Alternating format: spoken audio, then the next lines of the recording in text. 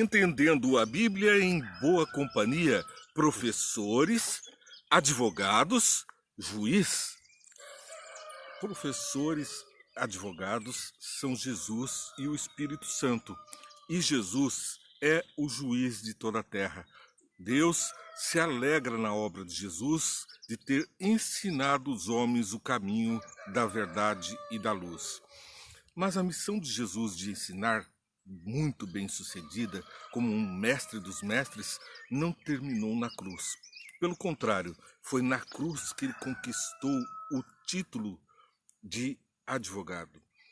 Bacharel em direito é aquele que se formou em direito. Jesus, ele tinha toda a lição do direito, ele ensinava isso como professor. No entanto, com a sua morte, ele disse: ainda não me toquem porque não me apresentei ao Pai. E foi ao Pai. Aí então seu sacrifício foi aceito. Quando ele teve a confirmação de que o seu sacrifício estava aceito, ele recebe então o título de advogado.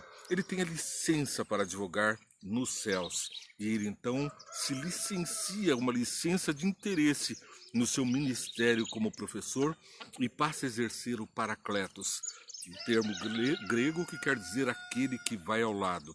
Então, ele que vai ao lado agora, vai ao lado do Pai para falar daqueles com quem ele andou lado a lado, para advogar por mim e por você, exibindo como fiança o seu sangue na cruz. Estávamos presos no pecado, mas Jesus exibiu a fiança, os cravos na mão, coroa de espinhos, ali os seus passos trôpegos, carregando aquela cruz pesada que seria minha, ele levou em graça diante do universo como nosso grande galardão, como primícias, como prêmios, como presentes para o universo. Ele devolveu a mim e a você para a convivência no universo. Para isso, ele viveu e nos ensinou como fazer para conquistar o direito de estar com o universo, com os bons. O direito veio pelo sangue, pela graça de Jesus. E agora todos nós temos o direito a ser garantido pelo advogado Paracletos Jesus diante do universo a nossa presença. O seu manto de justiça está sobre nós, o seu anel de poder está sobre a nossa mão, porque o filho pródigo recebeu do Pai sandálias para os pés, manto de justiça e um anel no dedo para que fosse visto pelo universo como o filho do rei. Você é filho do rei, eu sou filho do rei. Nós estamos dentro da caminhada que aprendemos com Jesus como professor. Mas Jesus ascendeu aos céus. Ele subiu aos céus e aí ele trouxe então uma solidão. Seria? Não. Ele disse: não vos deixarei órfãos, enviarei outro consolador. Outro da mesma natureza, ou seja, o outero que estava se referindo, a palavra original que está na Bíblia se refere a outro com a mesma natureza, ou seja, Deus é divino. E esse outro também Paracletos, da mesma natureza, ele veio para caminhar ao lado e ele está aqui como testemunha nossa do nosso galardão através de Jesus Cristo e da nossa transformação, guardando os mandamentos de Deus. Nós estamos aptos pela graça de Jesus, porque não há obra alguma que possamos fazer para nos justificar diante do universo. Mas a obra que Jesus fez, esta pagou e justifica diante do sacrifício de Jesus. Aos olhos do universo somos filhos de Deus novamente. Não apenas criaturas.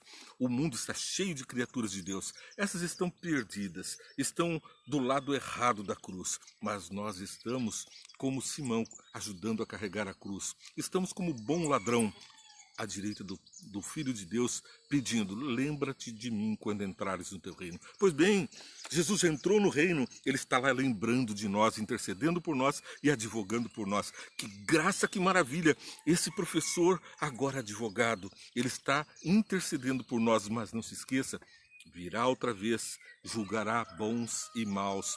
Nós já estamos salvos, não estamos sujeitos mais a julgamento. Mas os ímpios e o mal vêm a ser julgados pelo juiz de toda a terra. Jesus volta com Deus, o Pai, as cortes celestes, todo o universo virá e nos resgatará do maligno. E o maligno sofrerá o juízo eterno, não mais do professor, não mais do advogado, mas do juiz de todo o universo, de toda a terra, que julgará bons e maus. E nós faremos parte desse julgamento como testemunhas e também como juízo julgaremos os anjos maus. Vamos orar? Senhor Deus, nós te agradecemos pelas bênçãos que dia a dia nos contemplas, pelo prazer e privilégio de estudar a tua palavra diariamente e compartilhar com esses amigos queridos por quem eu tenho orado. Senhor, que eles possam estar sempre atentos à tua palavra e como teus filhos serem guiados pela luz, pelo teu caminho, sendo luzes na terra e sal para este mundo que está em desespero porque não te conhece. Que o conheçam através de nós é o que peço, por isso abençoa-nos com as bênçãos que o Senhor sabe dar das nossas necessidades. Em nome de Jesus. Amém, Senhor. Pois bem, meu amigo, o texto que eu tenho separado é maravilhoso, é de 1 João capítulo 2, verso 1. Eu falei agora há pouco no programa 5 Minutos Bem, entende? Que foi ao ar agora há pouco, com o resumo desta programação, eu recitei esse verso também. Meus filhinhos, estas coisas vos escrevo para que não pequeis. E se alguém pecar, temos um advogado para com o Pai, Jesus Cristo, o justo. Jesus Cristo foi justo e eu, por mais injusto, por mais errado, por mais errante que seja, tenho um galardão. Mas tem também Jesus que, como professor, nos convida em João, ainda no capítulo 2, agora no verso 12. Ele chama meus filhinhos, e agora lá no verso 12 ele repete, filhinhos, escrevo-vos, porque pelo seu nome vos são perdoados os pecados. A expressão carinhosa de João, o discípulo amado, o discípulo do amor, ele vem, meus filhinhos, estas coisas escrevo para que não pequeis, mas se pecar, temos um Salvador, um advogado nos céus. Agora, ele diz, filhinhos, escrevo porque pelo seu nome são perdoados os pecados. Verso 11, mas aquele que aborrece o seu irmão está em trevas e anda nas trevas e não sabe para onde deva ir, porque as trevas lhe cegaram os olhos. Pois aqui ele está dizendo, na sequência do texto, que nós, no verso 7, irmãos, aqui ele já não chama de filhinhos, ele chama de irmãos. Não vos escrevo um mandamento novo, mas um mandamento antigo, que desde o princípio tiveste. Este mandamento antigo é a palavra que desde o princípio ouvistes. O que ele está dizendo? Verso 6, aquele que diz que está nele também deve andar como ele andou. Nós devemos andar como Jesus andou, em caminhos de justiça, obedientes. Aquele que diz, eu conheço, vou ler do verso 3 em diante. E nisto sabemos que o conhecemos, se guardamos os seus mandamentos. Então, nós vamos ser reconhecidos pelo universo como filhos de Deus, se guardamos os seus mandamentos. Mas que mandamentos seriam esses? Alguns dizem a lei foi abolida, então os mandamentos agora é ama teu Deus sobre todas as coisas, ao próximo como a ti mesmo. Mas esquecem que este amor a Deus sobre todas as coisas, ao próximo, é justamente o resumo dos 10 mandamentos. Deixa bem claro aqui no verso 4 do capítulo 2 de 1 João, o qual eu leio. Aquele que diz, eu conheço e não guarda os seus mandamentos, é mentiroso e nele não está a verdade.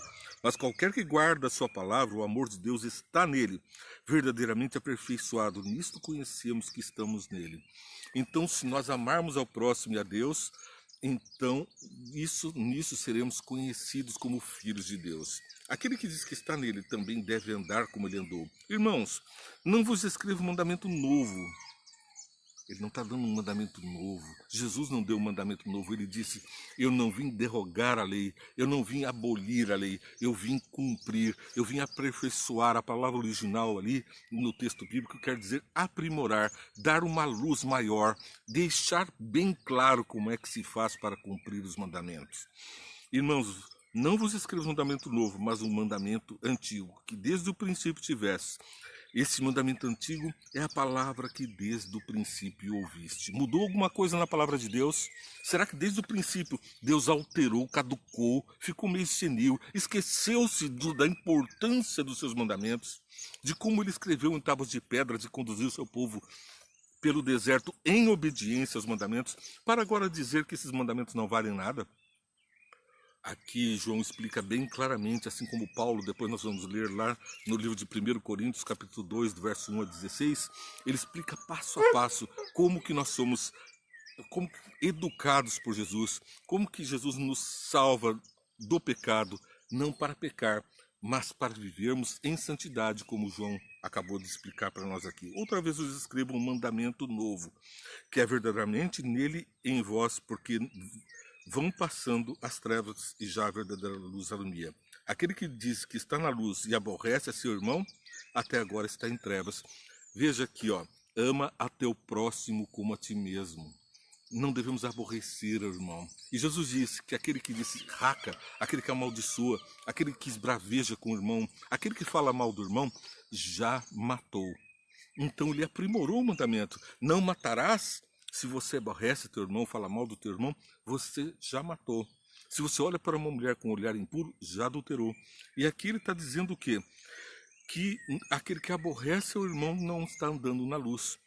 É uma costura, o fio dourado da palavra de Deus vai costurando a nossa vida com o antigo texto bíblico, com uma nova forma de cumprir esse texto. Uma forma mais sadia, uma forma mais racional. Misericórdia quer e não sacrifício. A lei era um peso para os homens, porque o diabo falou: não comerás de nenhum dos frutos do jardim, quando Deus tinha dito: não comerás do mal, não provarás o fruto do mal. Satanás sempre colocou um peso, uma cruz nos ombros daqueles que seguem a Jesus. Mas Jesus tira a cruz dos nossos ombros e carrega. E Paulo explica isso muito bem, está lá em 1 Coríntios, capítulo 2, verso 1 a 16. Antes de seguirmos na leitura da homilia desse texto, eu te convido a curtir e compartilhar essa programação, porque ela precisa alcançar a muitas almas que estão pelo mundo, e nós temos uma mensagem do Evangelho Eterno para transmitir. E eu transmito isso nesse programa diariamente às 9 horas, o Entendendo a Bíblia em Boa Companhia. Peço que você curta e compartilhe, mas não perca também 5 minutos, vem, entende que vai ao ar às 8 horas. É o resumo bem resumidinho desta programação. Vamos ao texto. 1 Coríntios, capítulo 2, verso 1. E eu, irmãos, quando fui ter convosco, anunciando-vos esse testemunho de Deus, não fui com sublimidade de palavras ou sabedoria. Paulo vai explicando que ele, apesar de ser muito sábio, ele também era advogado, também era centurião romano, era uma pessoa muito ilustre, construtor, era um homem eclético, mas ele não usou de palavras ou de filosofias, ele condenava as vãs filosofias. Ele disse: eu apresentei para vocês Jesus, o crucificado. É muito simples o que eu estou apresentando, você não precisa ficar apresentando o evangelho com grandes trovões, com sinais e maravilhas, com sabedoria humana, porque a sabedoria humana perverte, mas o conhecimento de Deus é simples e ele está ao alcance de todos. Porque nada me propus saber entre vós, senão a Jesus Cristo e a este crucificado. O que mais importa? Se nós temos Jesus, nós temos que comunicar ao mundo a salvação através da cruz. Não temos que ficar colocando peso como os mestres da lei e os fariseus faziam, colocando discussões como os saduceus faziam, e fazendo com que o texto bíblico, a palavra de Deus, seja alvo de grande indagação, de grandes questionamentos, de grandes filosofias. Vamos ao simples, Paulo nos convida, vamos a Jesus. E eu estive convosco em fraqueza e em temor e em grande tremor. A verso 4, a minha palavra é a minha pregação. Não consistiu de palavras persuasivas de sabedoria humana, mas em demonstração do Espírito e de poder. O que Paulo fala no contexto da sua pregação? Ele fala que nós devemos pregar com o Espírito, não com eloquência, com muitas palavras, com sabedoria humana. A eloquência da presença do Espírito Santo, que é o nosso professor, que ensina a amar ao próximo. É com os frutos do Espírito que ele enumera o amor, todos os frutos do amor. Não adianta falar a língua dos anjos se não tivermos amor, diz ele. Nós temos que praticar obras de caridade. A nossa eloquência não está nas palavras, mas na ação. Somos crentes como Cristo. Cristo pregou, mas Cristo se entregou. Ele morreu por aqueles, eu e você. Continua no verso 5. Para que a vossa fé não se apoiasse em sabedoria de homens, mas no poder de Deus. Quantos falsos cristos, lobos vestidos de ovelha por aí, pregando falsas doutrinas, heresias. anticristos pregando contra a palavra de Deus e contra o que Cristo falou e o que Cristo viveu. Esses homens arrogantes mandam você cumprir a tradição que eles mesmos criam, seguindo preceitos de homens. Eles sucumbem, não encontram Jesus no caminho, porque são cegos guiando cegos. Cuidado com esses mestres que se intitulam papas, pais, mestres que guiam você dizendo: não, a Bíblia é um livro herético, ele fugiu da verdade. Veja só, lá em Gênesis não foi bem assim, não houve esse dilúvio, não houve o Éden. Aonde na Bíblia diz que você pode chegar a essa interpretação? Pelo contrário, são cegos guiando cegos, dizendo: sigam a tradição e a ciência. E Deus diz o quê? Porque a sabedoria do homem é loucura diante de mim. Então, a ciência, que quer dizer sabedoria, que quer dizer conhecimento, não é um tema seguro, porque ela muda de geração após geração. Nós somos ultrapassados pelas gerações seguintes no conhecimento. E muitas vezes essas gerações seguintes recrudescem, retornam e passam a ter crenças heréticas novamente, porque o ser humano é assim, mas Deus, ele não evolui nem involui, ele é a sabedoria, ele é o conhecimento e ele é a fonte nossa de sabedoria e de luz, o qual nenhum dos príncipes desse mundo conheceu, porque se conhecessem nunca teriam crucificado ao Senhor da glória.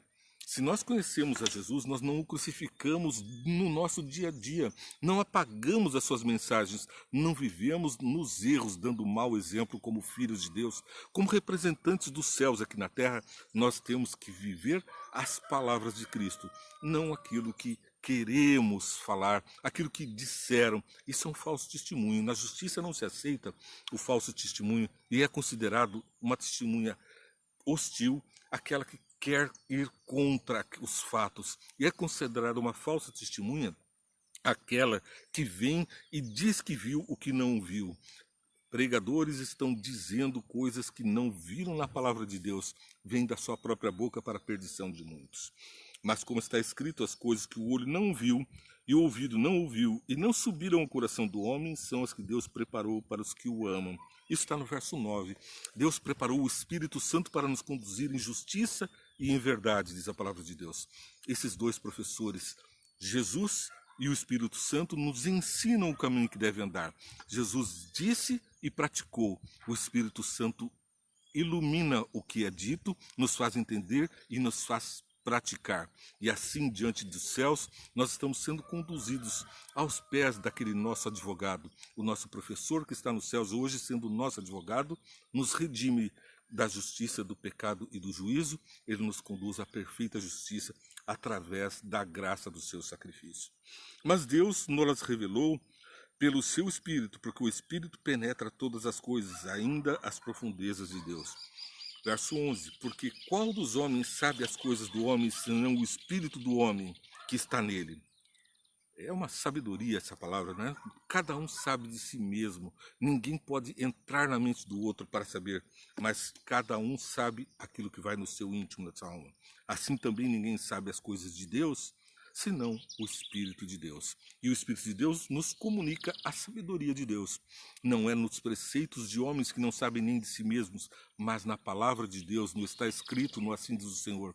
Foi com essas respostas que Jesus expulsou Satanás lá no deserto enquanto enfrentava as tentações. Está escrito, o que passa disso, diz Paulo, provém do diabo. Pois bem, verso 12, mas nós não recebemos o Espírito do mundo, mas o Espírito que provém de Deus, para que pudéssemos conhecer o que nos é dado gratuitamente de Deus, as quais também falamos, não com palavras de sabedoria humana, mas com o que o Espírito Santo ensina, comparando as coisas espirituais com as espirituais. Ora, o homem natural não compreende as coisas do Espírito de Deus porque lhe parecem loucura, e não podem entendê-las porque elas se discernem espiritualmente. Então nós temos que ter o Espírito Santo nos dando compreensão para podermos discernir espiritualmente também o que é de Deus. Quando seguimos os ensinos de homens, não na palavra de Deus, nos colocamos à mercê de homens, mas devemos debruçar-nos, ajoelhar aos pés de Cristo e pedir que aquele Consolador, o Paracletos, o professor e advogado, o Espírito Santo, esteja ao nosso lado, porque Ele não nos deixou órfãos. Porque quem conheceu a mente do Senhor para que possa instruí-lo, mas nós temos a mente de Cristo. Você tem a mente de Cristo porque você segue a palavra. Você tem a mente de Cristo porque o Espírito Santo vivifica o nosso ser. Nós temos a mente de Cristo porque amamos ao próximo como a nós mesmos e a Deus sobre todas as coisas e comunicamos graça sobre graça, segundo o que diz a palavra.